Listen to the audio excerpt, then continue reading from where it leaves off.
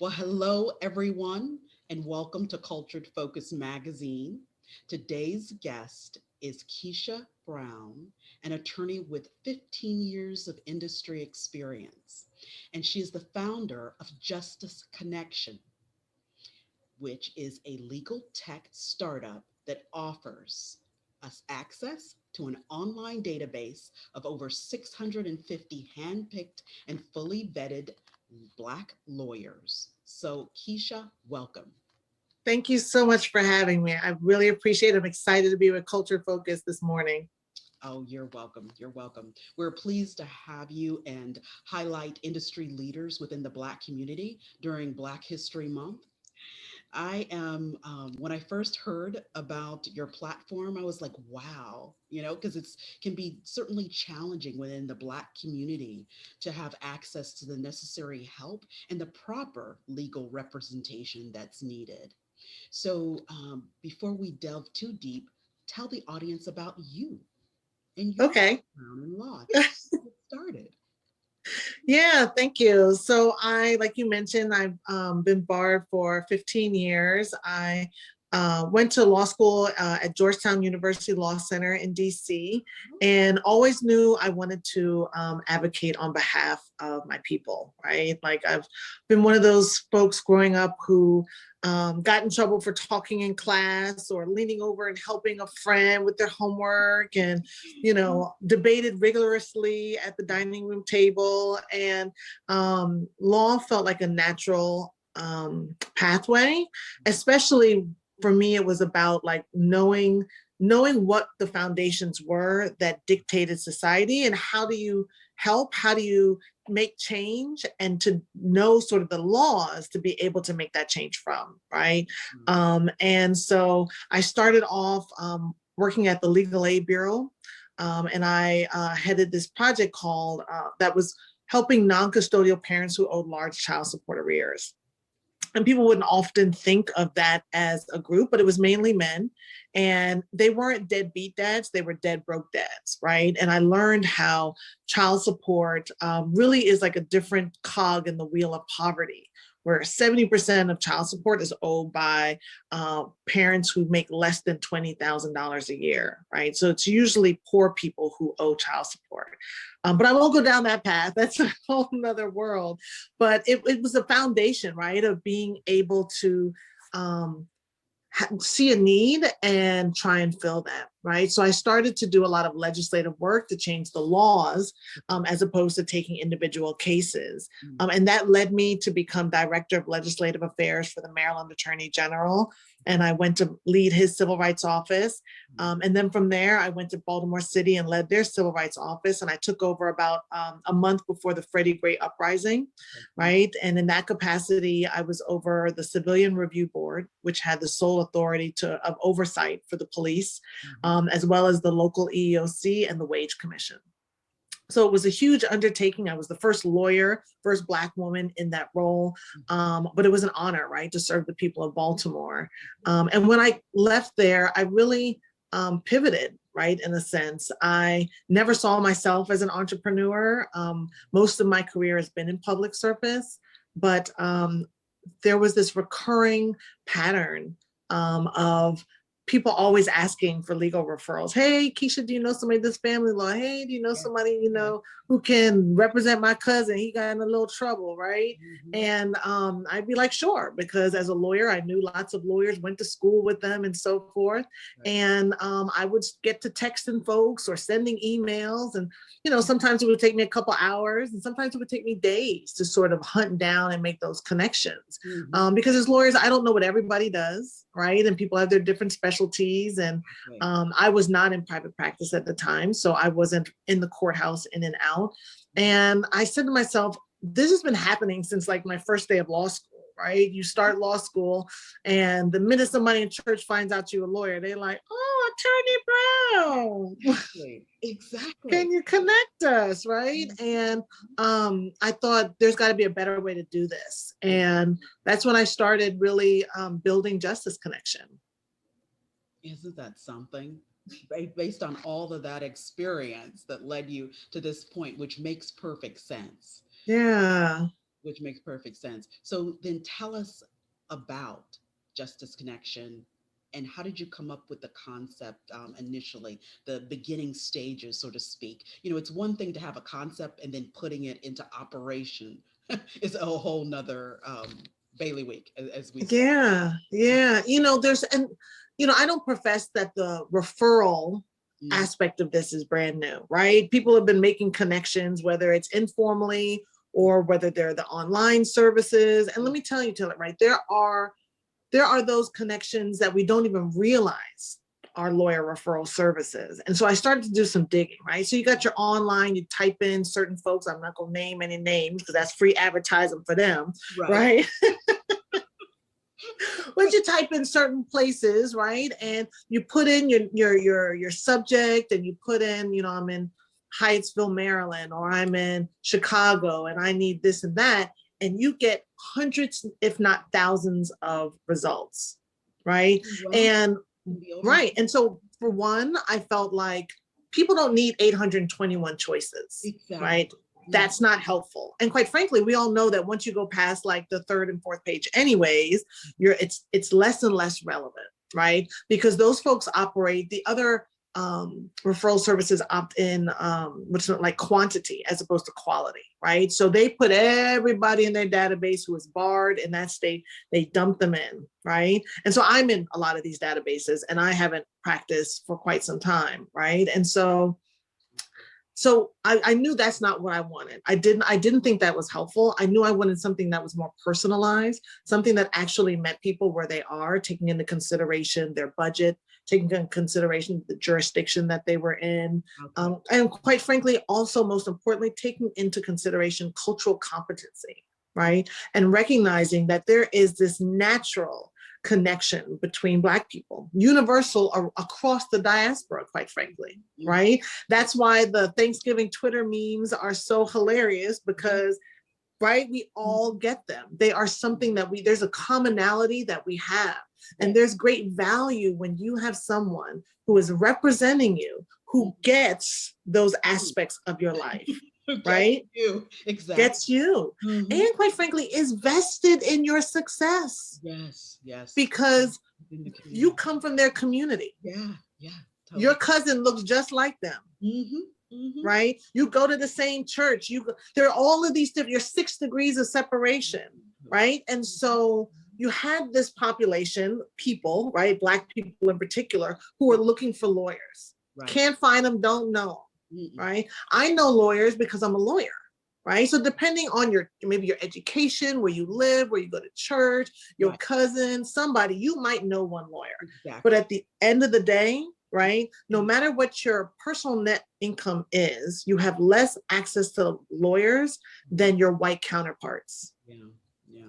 So even when we're like, oh, I'm good, I know lawyers, Hmm. right? Because you know 3 lawyers. Trust, believe your white counterpart probably knows like 10, Yeah. right? And so that access to legal resources is critical in allowing us to be able to make the best decisions, to have the best resources, to be able to know that when we have to navigate life's journey, Hmm. right, we don't have to do it figuring everything out on our own. Right? It costs us more money. It takes more time. We run into more stumbling blocks. And on the other side, you have Black lawyers, Black people who have been trained, gone to law school, passed the bar, have their own practice, Yeah. whether they're solo practitioners or whether they're at large law Hmm. firms, Hmm. right? I found time and time again, my fellow colleagues, my Black lawyers, Hmm. were looking, they're hustling, working twice as hard Hmm. as their white counterparts for clients, Yeah. Yeah. right? Because the whole industry is set up along this sort of mythology. Who's a lawyer? Where are they? How do you find one, Hmm. right? We don't advertise. No. Every now and again, you'll see the billboards. It depends on where you at. You might see a lot of billboards, right? Yes. But those billboards tend to be dominated by white men, Hmm. Hmm. right? Yep. And it's one of those things where it's like considered a little lowbrow to a certain degree, right? To have your jingle and be on the side of the bus and be like, hire me, right? Like not everybody does that. And so for Black lawyers, it's challenging, Mhm. It really is. We think of Black lawyers as like making lots of money and balling. But, on the other side, folks are out there not only doing the work and taking cases, but also having to figure out, where's my next client coming from? How do I connect with my own community? How do I connect with businesses? How do I connect with corporations, right? And begin to make money in a way that allows me to grow and hire new people. Exactly. Exactly. Yeah. So that's amazing. Thank you for walking through that with us. And so the platform itself, can you tell us more about it? Yeah. The viewer through how to use it. Okay. So I consider this a legal tech startup, right? I do see this as something that is scalable, right? And I think it's really important to include the technology side of it, because tech is where it's at, right? And tech can make things more efficient. It can allow you to do more. And so early on, I participated in a legal tech accelerator program sponsored by LexisNexis, and began really thinking about how to use natural language processing, machine learning, and all of that to heighten the experience. Okay. So at this iteration of Justis Connection, you would go on the site and be able to start off with sort of making a legal inquiry. We're going to take, your basic contact information. That's often because I want to be able to follow up if some things are unclear. Okay. Right. So we get the subject matter that you're interested in. We ask you to really explain in detail sort of what your situation is, right? What's your case? What's your matter? What's the problem? Right. And being able to share that. Allowing you to sort of identify a range for your budget. Yes. It's important, right? Exactly. Right? Some cases cost more than others. Some lawyers cost more than others. Some types of fees are different depending on the type of case. So we don't use that to disqualify any type of attorney or whatever. But you may not be matched with somebody or a best fit for somebody who charges on flat rate $600 an hour if you're looking at more of $150, $200 an hour, right, per hour. And quite frankly, you can find dynamic lawyers at all price points. You really can. The $600 plus lawyers tend to be folks who are at the large law firms, right? And those hour rates are set by that large law firm. Okay. Right. But so you're giving us a little bit of information, and then the system sort of takes all of that in and then begins to kind of go through the database and identify lawyers who are barred in the jurisdiction that you are looking for, who practice in that, whether it's the city or the county that you are at. Now that's less of a big deal, right? Because so much is going on virtually. So, folks are a lot of courthouses are doing virtual hearings so that, it sort of, you still want somebody who is familiar with your jurisdiction. But it's less of a hassle, quite frankly, if now I don't have to drive to, 30 minutes to meet my lawyer, or that lawyer's driving 30 minutes to that courthouse, right? Everything gets a little bit closer, right? Closer to home. And then we send you by email 2 to 3 choices, and if you want more, there can be more matches that sort of occur at your desire. And so we're testing to see if this is if this is the best way that people like to receive their lawyers, right? As opposed to scouring a directory, being able to send it to them directly. And we're always looking to, improve and adjust the system as needed. So you will have surveys. How are you getting feedback from your end users? Yeah, so we do a survey sort of after they've been matched. And we're early on that I'm very hands-on. So I'll email and sometimes call folks and say, hey, how was your experience? Right? Is there anything we could do better? Did you get in touch with the lawyer? And oftentimes what's interesting is everybody isn't always ready to hire on that day. Mhm. And that's perfectly fine, right? When you're looking for a lawyer, you shouldn't feel like, okay, now I'm gonna have to hire these people. I got to figure this out For tomorrow, sure. right? Sometimes you're just looking, right? Mhm. You're beginning the shopping, right? The browsing, the window shopping experience, and that's okay. So some folks will say, oh, I haven't even called them yet. I plan to do so at the end of the month, Mhm. right? And so that also is helpful information, Right. right? To know that that there's a time, kind of fluidity around when people start the process and how their own process is, right? I'm sometimes focused on making sure, I want to make sure everybody's got the information they need right away and they're matched and everybody's in heaven together, right? And even through some of those feedback surveys, I've learned that not everybody is pulling the trigger in that first call. They want to sort of look at the list several times over, Yeah. right? Yeah. Sort of go back and forth at their websites. And so it's interesting how, you learn along the way how people are even interacting with the legal system. Exactly. Because sometimes Yeah. if it's urgent, it may or may not be Mm-hmm. a good thing. You know, depending on what's going on. It's good to Yeah. know that many times they have more time to, Mm-hmm. Mm-hmm. plan and think things Mm-hmm. over, and it's not a rash decision Mm-hmm. that needs to be made. So tell me, the Exactly. lawyers that are in your database, so they are spread throughout the country then currently, or are they predominantly in the DC, Maryland, Virginia area? Yeah, so right now we are dominant in DC, Maryland, Virginia.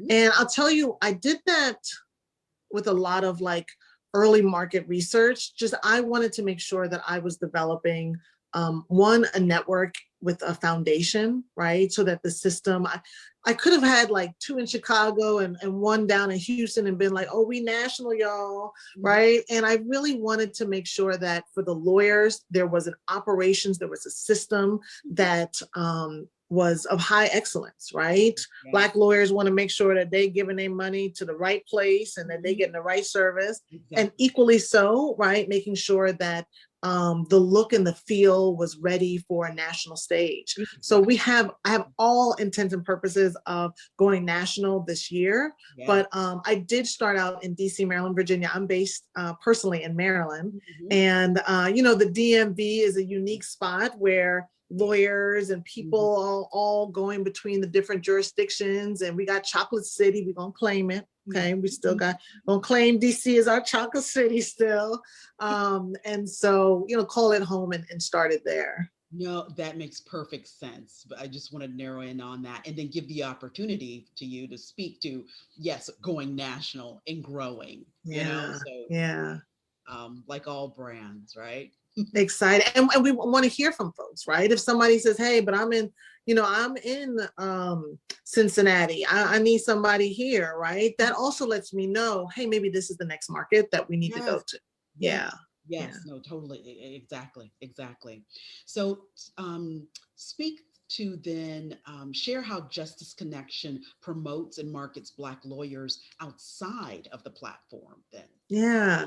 So that was a really important part of um, of the platform, right? I wanted a place where Black lawyers were celebrated, Mhm. where we were promoted, where we were the feature, right? You go to a lot of the others, and they're dominated by white men, Mhm. right? Who pay more to be ranked higher and stand out in the ads, and you really got to go through the weeds to find that brown face to say, well, let me see if somebody People else is don't here. realize that sometimes Yeah. paying to rank Yeah, high. yeah, totally, right? And so um I wanted to be able to say, hey, not only are we showcasing Black lawyers, but I want Black lawyers to be more palpable, for us to be better integrated with our community, Yeah. right? For folks to be able to say, oh, I saw you on Twitter, right? Or I saw the post on Facebook, There or you you were part of that meme on Instagram, go. right? Or I read your blog article, right? So all these different ways that we Mhm. can Mhm. sort of put the face, their voice, right, Right. out there. Right. We also want to be able to connect them with speaking opportunities, right? Because yeah, Black lawyers are the experts on so many different subject matters. Right. So when your sorority, when your fraternity, when your church, when your civic organization, when your family reunion, all of those different places, when you need somebody to come in and talk about wills, right, or criminal defense, or what to do when stopped by a police, or healthcare and medical directives, or tax and bank, I mean, anything, right? A Black lawyer knows that. And we can connect you with somebody to come and speak on your panel or be a keynote speaker. And that brings, right, legal resources and legal information to our community in ways that don't have to cost nobody nothing. Really. It doesn't always have to be about how much am I going to make? Because oftentimes I believe that, you know, the more somebody is informed around the law, the more you feel like I know a little bit about bankruptcy than I ever did before. And I probably might need to avail myself of that. Right. Or I'm a business owner and I didn't think I could get a lawyer, but it probably is a good idea for me to begin building that relationship. You're more likely to now engage, right, proactively in the legal system, as opposed to waiting to be reactive, waiting to be on the defensive. And, you know, once you have some information. Totally. Yeah. And I wanted you to expand upon that, but also speak to how the consumer can make the best decision when seeking a lawyer or the expert like you're speaking to. You hinted at, and one thing that came to mind to me is, obviously, as you mentioned, someone has a cousin that's a lawyer, or someone at the church is a lawyer, or a friend of a friend of a friend, you know, is a lawyer. But getting the best representation that's specific to your particular needs is quite critical. So kind of tie those ideas together and speak to that, because obviously, you know, Black lawyers we want to promote throughout the various specialties that they have, but getting that right one for you, for your particular issue, is the key. Yeah, totally. You're spot on, right? I actually did a presentation Thursday evening with the organization, literally just on that topic, right? It's called Fosterpreneur. It's for aged out foster kids and who want to get into business. And so the first conversation is when you need a lawyer, and like sort of what to consider in that process, right? And that's actually something we got a blog on our an article on our blog on that subject matter now. And I'll probably be doing a little sort of downloadable piece that people can get to just have a one pager, because it is sort of that starting ground. You know, one thing I always advise folks, and like sort of what to consider when hiring someone, you know, people often think about money, right? First, like how much is going to cost me, which is definitely legitimate. Don't stop there, because, you know, that, like I said, there's the range. But I also tell people to ask the lawyer, you know, how many cases have you handled similar to mine? Right. Excellent. So the lawyer could say, oh, let me give you an example, right? Or, oh, I do this type of thing all the time, right? And that could be for a traffic ticket and you worried about your points, or it could be around, you know, an issue dealing with custody, right? And sometimes, you know, when we go to a lawyer, it's oftentimes a very personal time, right? Where we have decided that we need assistance, we need help. This is outside of our bailiwick and we need somebody to come in. And so it's often like, you know, it can put you on edge, right? Because now you have to trust this person in a way very quickly, to a certain degree, to be able to help you. And so asking questions on the front end is really important, right? And not feeling like, I should know this answer, or what are they going to think of me? You know, we ask more questions probably when we go to DSW to see about, you know, the different sizes in stock than we do about a lawyer who we're going to be, you know, spending time and money with. Uh, So asking someone, for example, how many cases have you handled that are similar to mine, mm, can put you at ease, mhm. or it can give you information. The lawyer might say, this is the first one of mine I've ever done. Yeah. And you might say this, I need somebody who did this before because I need some help, right? Exactly. Or Exactly. you might be in a situation that you say, all right, I'm willing to figure this out with you, Okay. right? You might connect so much with that lawyer, Yeah. depending on, they might say, hey, I've done X, Y, and Z, which is similar, but this particular I've never done, right? And I will have to do a lot of research on X. And some lawyers will say, I've never done this before. This isn't in my bailiwick, Mhm. right? Lawyers are often really forthcoming about what they know and what they don't, Yeah, they're good at because that. Exactly. taking just anybody else's cases is not necessarily what most lawyers, they're not like, oh yeah, come on in, I'm gonna tell you anything because Yeah. I need your case, I need your money. Yeah. Because if I don't know your situation, if I don't know your area of law that is needed, that means I got to go do a lot of research, Yeah. a lot of work, and that's going to take a lot of time, and time is money. Money. Right. Exactly. So if I can't learn this real quick, I might be better off referring you to somebody else, right? Exactly. And that's often what happens now, right? And then that person gets on this merry-go-round of trying to find somebody Yeah.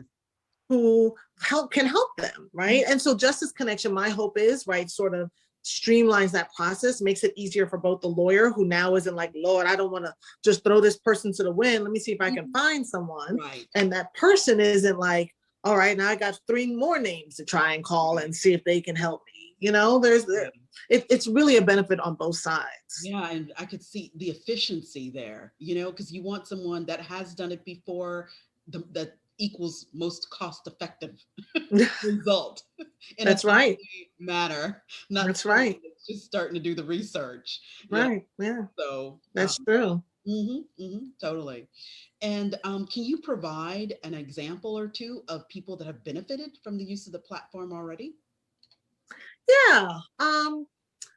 One I'll say was a pastor of a church, Mhm. right, who contacted me. It was early on in the process, so I didn't have this latest iteration of the website. So he and I spoke directly, and I usually will follow up with folks if they don't explain their issue well. Sometimes we're talking in shorthand, right? People will be like, I need real estate help, get me out. Like, you're like, wait, what we looking for here? But Exactly. it What was early on. for?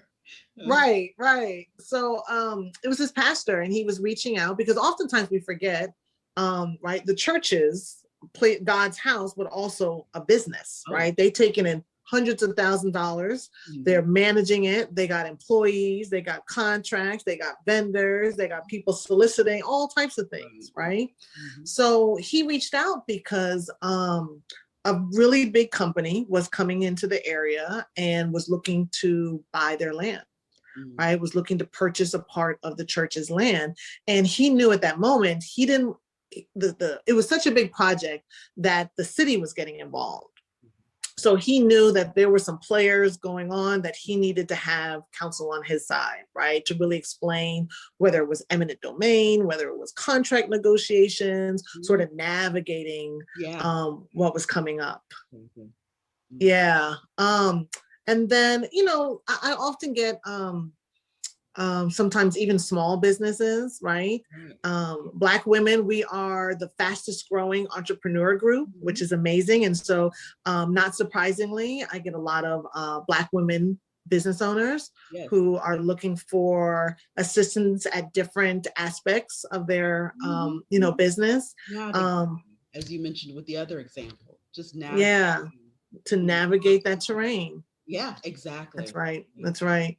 Yeah. I would say also, which really hits home, I think, for a lot of folks, even recently, there, I think, has been an uptick in folks looking to get help with wills, Oh. right? Because in the midst of COVID and people really facing Mhm. their own mortality and health issues, and folks want to get their house in order. So there's also been quite a bit of folks who have connected around wills and so forth, which is, I will say, like, I have I'm amazed by how much we as Black lawyers do. Like, that's been one of the perks of like building this database, is being like, oh, look at us out here in cybersecurity and murders and that, like doing it all, right? Doing it all, which is awesome. And just the amount of Black people who are Black lawyers who are also doing estate planning, right? And looking at not just drafting a will, because quite frankly, I'm in that big pile of Black folks who are like, oh yeah, we need to get our wills in order, don't we? Right? But these folks are more about estate planning, right? And about wealth development and wealth preservation. And I'm so excited to be working with a lot of these Black lawyers who are doing that, because we're putting together a wealth why am I forgetting the second word? Like wealth creation, wealth preservation, that's the word, wealth preservation series, right? To really inform folks around sort of estate planning and what to do. And sometimes it's not just, okay, I wrote a will, but there are all these different avenues, right? On how we utilize the tax system and the estate, the trust and estate system in ways that, quite frankly, we haven't often done and known about. And I myself am learning. So those are some of the things that, right, you get when you connect with the Black lawyer. Someone who, again, like I said, is vested in your success, vested in you knowing more. And so I'm benefiting personally through this journey as well. Yeah, no, that makes perfect sense. And I know we connected, certainly, and you have done, I'm sure, doing social media outreach, print media. What about television and radio? Are there plans for getting them in a brand extension? Hello. Claim it, call it. I'm in it. I'm ready. Right? You know it, right? You know that it's so important to get the word out, right? For us to just know about this, and you don't have to know about it to get your lawyer tomorrow, right? You just need to know, come to the website, be like, okay, I see, right? Favorite it, and then there is someone in the Black community within that specialty that can help you. Yeah. So yes, I'm looking forward to getting on the radio and getting on TV, and I'll say this too. There are counterparts, white counterparts, who do utilize, right, all of what you're talking about. And they dominate, quite frankly, television and radio and our radio stations, Black radio stations. Y'all heard them, right, on our radio station, talking about call Big Al or TT or whatever, and we'll hook you up. And they don't look like us, right? I'm looking at TV, and it's around the court shows, it's around certain, even the news, and they're advertising to us, right? The billboards where you see, and they got 1-800 call a lawyer or whatever, 411. They're advertising to us. You don't see them in rich white neighborhoods. No. Right? You don't see them after certain programming. You see them because they're targeting us, because they know we have less access to legal resources. And they want to tap into our dollars. Right? They say, hey, you don't know a lawyer, but you'll remember our jingle. You'll remember our television spot. You'll remember us on the radio. And 50-50, you're going to call us. And guess what? Most of those spots, they're referral. They farm them out to their friends, right? They're somewhat of a front, and they do that sort of mass marketing, but then they send them to their friends. Right? And that dollar never hits our community. No. Meanwhile, Black lawyers on a grind, but don't necessarily have the resources to put out television and radio and print ads. That's a lot of money. It is. Yeah. It leads to sponsors. My next question, because there are big brands and businesses speaking to Black History Month and diversity, equity, and inclusion. You hit all the right words in that one sentence, right? They're speaking to it. That's right. That's right. But again, a reality. It's a whole different story. So a whole different story. Exactly. Yeah. company like yours would definitely benefit from, key sponsor, key partnerships. Um, and as a way to kind of continue to grow and expand and do those Yeah. television spots, radio spots, those sorts of things. You're exactly. Not only on you're right about like the sponsorship and the partnerships, right? Because we all got those emails, especially the summer of 2020, right? When every brand out there was like, I like Black people, Black people matter. Exactly. Right? We're giving $10,000 to 5 Black organizations. And you're like, $10,000, that's not even a tax write-off. That's a accounting error for some of these businesses, right? But I think that, so there's a couple, the outreach part, definitely, right? Those sponsorships and those big brands and connecting, but each of those companies has outside legal counsel, every one of them. Yeah. Right. And the question, and I'm beginning to have some early conversations with a number of them, right? And the question is around for them to look at their own outside legal counsel. Yes. How many of them look just alike? Yes. Right. And begin to develop opportunities for even the interview. Yeah. Even having an opportunity, because now you can't say you don't know where to go. Exactly.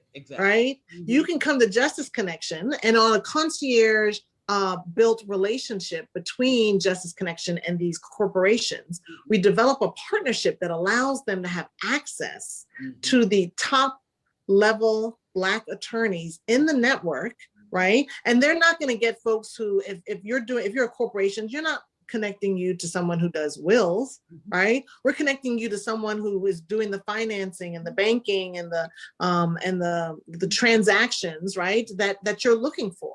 Right. And so being able to meet those Black lawyers and then have those opportunities for those Black lawyers to join those outside legal counsel opportunities. Right. And that makes all the difference for Black law firms. Right. Because when you get those corporate dollars, when you get those corporate relationships, that's when you now have the ability and the capacity to grow. And just like white businesses, when Black businesses, studies show that when Black people make more money and you have Black businesses, they hire Black people. Right? Just like white businesses hire white people, Black lawyers then get to hire more Black lawyers. Yeah. And interestingly enough, we are one of the least diverse professions. We're only at 5% and have really been steady at 5% for the last 10 years. So the profession isn't very diverse at all. And many Black lawyers who even start out at large law firms end up leaving. Yeah.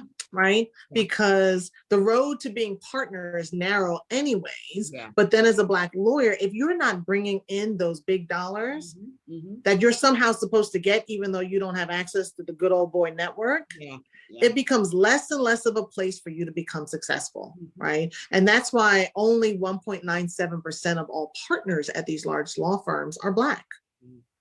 Yeah, so the corporate relationships really are important for Justis Connection to make so that we can leverage those relationships on behalf of the Black lawyers in the network. Yeah. Awesome.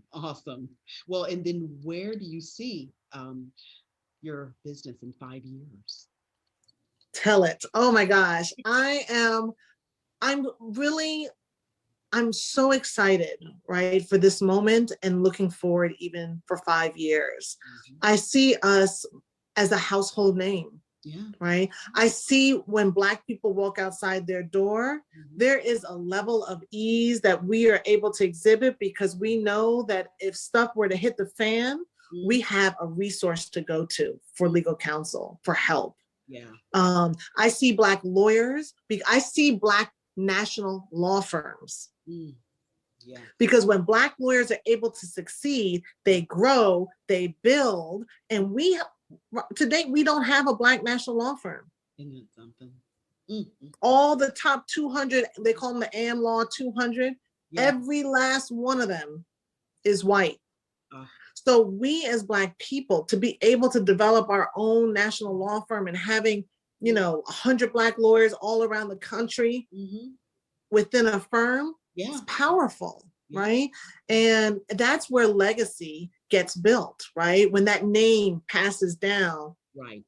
over and over, and the original managing partners aren't even alive any longer, but the institution has lived throughout, True. right? True. And I feel like Justis Connection can help build those foundations. Mhm. So I see us, I see us definitely being national, Yeah. and I see us being global, because Black is the majority. We ain't no minority. You ain't never gonna hear me say minority, okay? Exactly. We're gonna tap into who we are around the world and Yes, connect yes, yes, us. exactly, exactly. Yeah. Well, and how do people get a hold of you and your website and all of this? Can you? Yeah, so the website is Justis Connection. That's JUSTIS. That's just is, right? What is just is connection.com. And you can follow us on Instagram and Facebook and LinkedIn at Justis Connection. On Twitter, we're Justis Connect. You can come and check out our blog. You can send an email, right? If you just want to connect and build some partnerships, you can do that on our Contact Us page, but you can reach out directly at info@justisconnection.com. That's JUSTISCONNECTION.com, justisconnection.com. Mhm.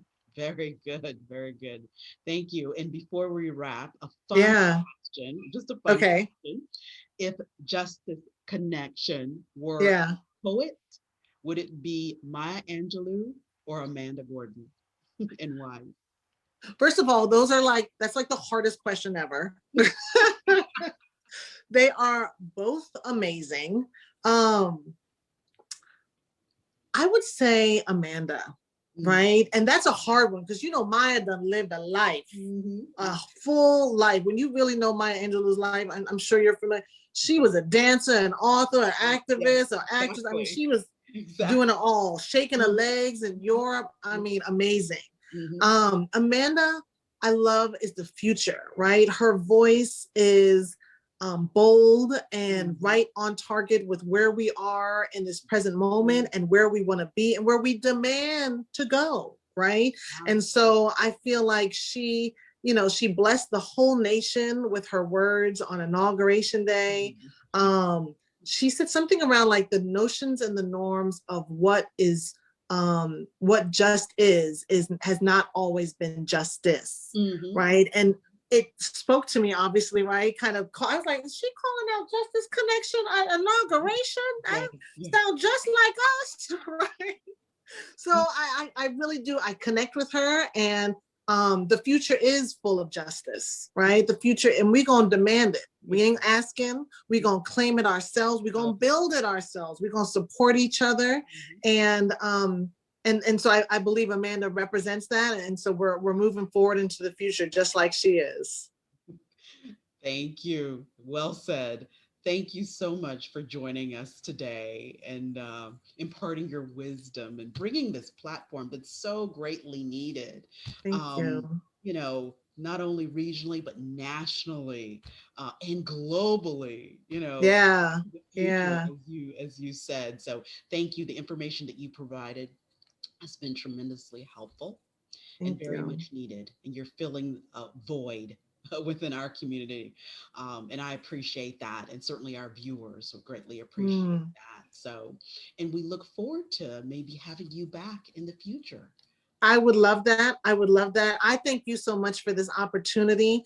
I appreciate it. Any opportunity to get to talk with the community, with the fam, is a blessing. And just watching all of the folks that you've interviewed in the past and keeping everybody on the pulse of what's current has been just it's an honor to be a part of that. So I thank you for this opportunity. Well, thank you so much for joining us. We loved having you.